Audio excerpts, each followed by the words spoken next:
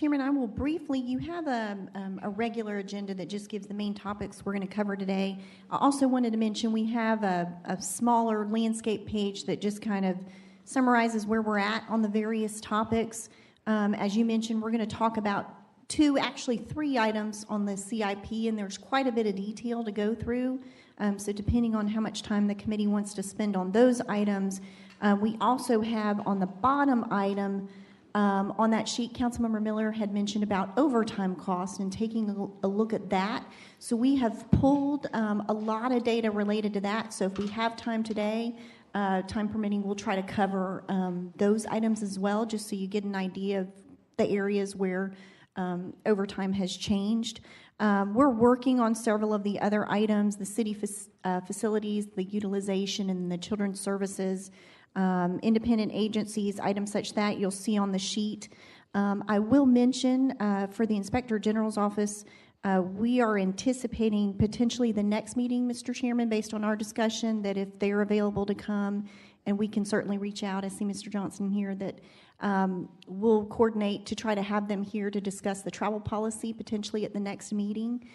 If that works out, and then also for Ms. O'Leary on the P-card information that she had mentioned at one of the meetings.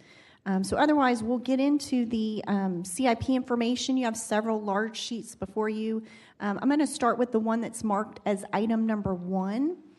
And this is the sheet, one of the sheets we brought up last time. These were items that were marked as complete on the Mayor's Transparency website. And so we looked at them to see, why are they not closed? Are these dollars available? Get information on each of these projects. What we have done, at your request from last time, you'll see that there is council district that has been added in for each of these projects. You'll also see a column that shows the first time that a budget was put into place for the project. So a lot of these projects, they get dollars over a several-year period. They're a multi-year project, planning, design, and then construction. So you'll see the first time that a budget hit, and that's the month and year. And then you'll also see when there was last an expenditure, month and year, on this project. So when there were any financial transactions that hit that project. You'll see we have the area here that's impacted.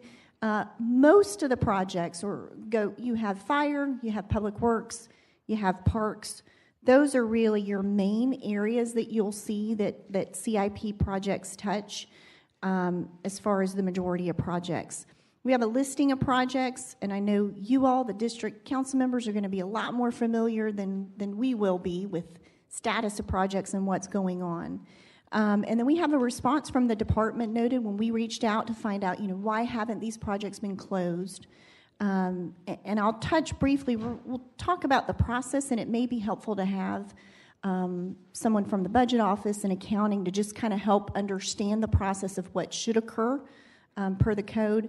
But you'll see also the available funding per the financial system, so as of March 18th of this year, of what dollars were sitting there, and then also the funding source, because that's important to know, because if you have, for example, a project that's funded by LOGT dollars, you have restrictions per the statutes on how those dollars can be used, so as far as where those dollars could be reallocated.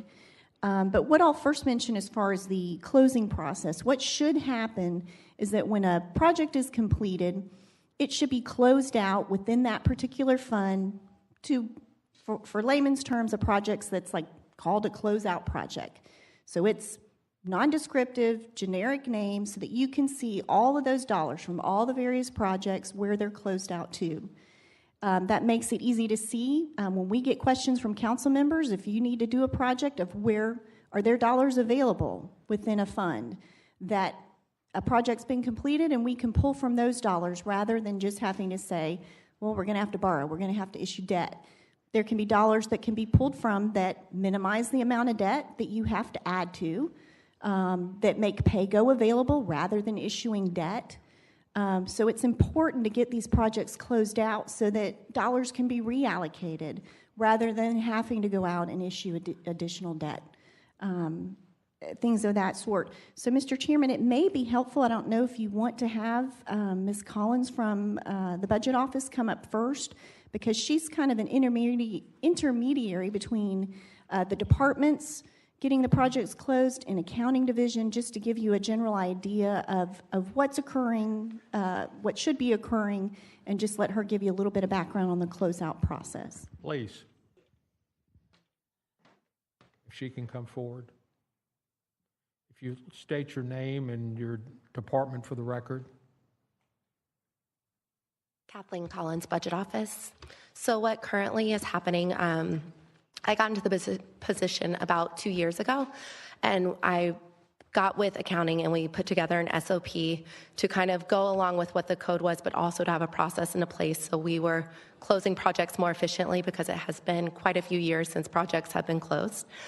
So what will happen is I get with the departments, we identify what projects are available to be closed, and then I work closely with each department to kind of get the accounting into good form so that it can be closed. For a project to close, you have to balance the revenue and the expenditures, which sometimes going back year over year in the accounting system can be a tedious task.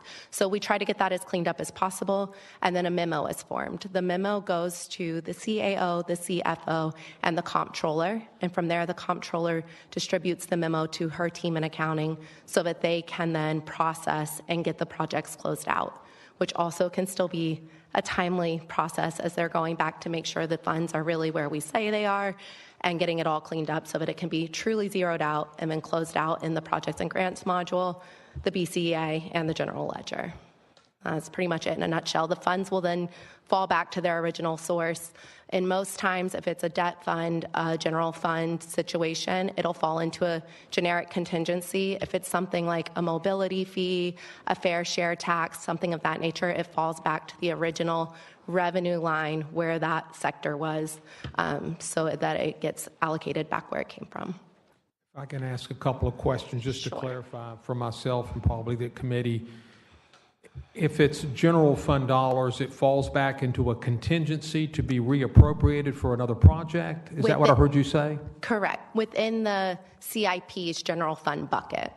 Okay, so it doesn't go into the general fund as we understand it. It is there for appropriation to another capital project. Correct. It would fall into that contingency, and to pull anything out of that contingency, a budget transfer would have to happen, or it would have to go through the budget process, come back in front of you all. Can you tell me roughly the time frame for you see the projects ready to be closed and the dollars are actually moved? Probably a few months. A few months. Yeah. Okay. We're getting quicker at it now, but when we started, there were so many projects open that a memo could be anywhere from 100 plus projects, so it's timely. You've seen all the projects that were identified that are Yes, sir. no activity, and okay.